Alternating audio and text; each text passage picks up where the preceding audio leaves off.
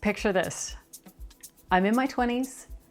The guy that I'm dating at the time, we take a trip to Martinique. This is my first tropical vacation.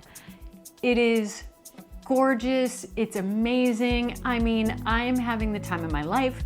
And we decide we're in the tropics. We should totally go snorkeling. So we find a boat to take us out. I got all my gear on, gorgeous day. I hop in the water.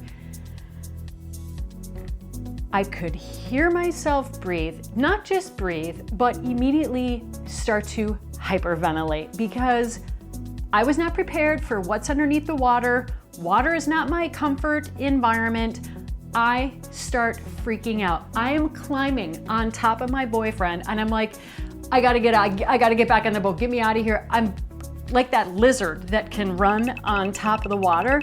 I have had an enormous fear of water my whole entire life. I like to blame my mother. Sorry, Mom, because she waterboarded me when I was a kid. Anytime I was like over the top, bonkers, pitching a fit, she'd be like, do you want me to get the cup of water? And I'd just be like, she would get a cup of cold water and just dribble it on my head and it would just bring me back into consciousness. But this fear of water has limited so many of other vacations. Again, I like to go tropical places. I was in the Great Barrier Reef. I couldn't even put my head, just lean out of the dinghy and put my face in the water. One of the most amazing reefs in the world. I was there, but I never saw it. So it wasn't until we were in the Galapagos and this guy, our guide named Caesar, took me by the hand, literally, and taught me how to snorkel and how to get comfortable in the water. You know, there's other moments in my life where I have been afraid to do something. So writing the book, I'm like, I don't even know how to write a book.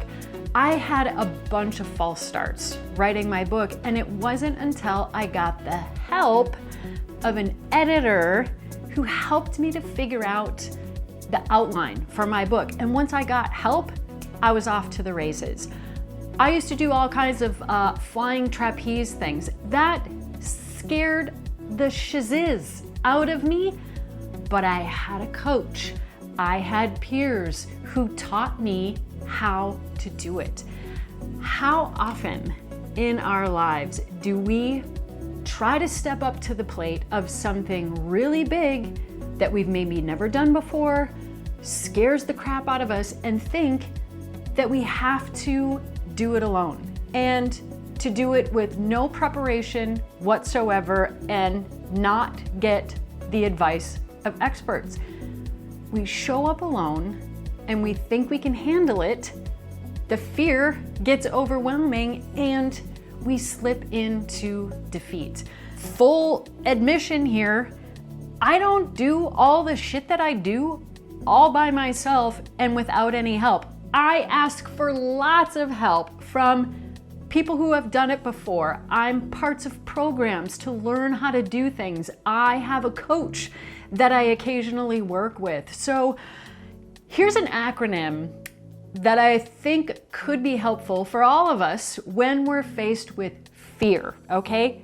Fear stands for find encouragement, advice, and resources. So get a coach, get a therapist, call a friend, get a mentor, join a program, find somebody who's been where it is that you are trying to go. So speaking of coaching, I do actually have space for 2 coaching clients right now. If you're feeling stuck, if you're feeling overwhelmed, you don't know what your next move is, I am here to help you. Reach out to me, jennyevans.com, click the contact button, we can chat, and if I'm not a good fit, I know some people that might be. So when we're scared, when we don't know how to do anything, we don't have to go it alone. Find encouragement, advice, resources, go get it.